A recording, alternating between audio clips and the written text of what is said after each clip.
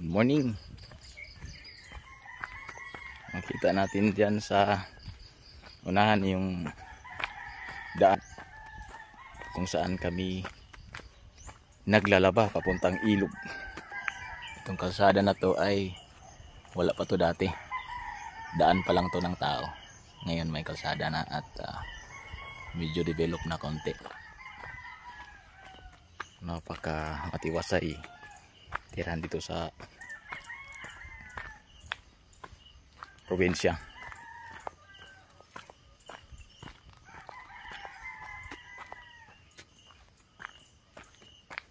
Hopefully for few years masimento na dito at may mga project yung mga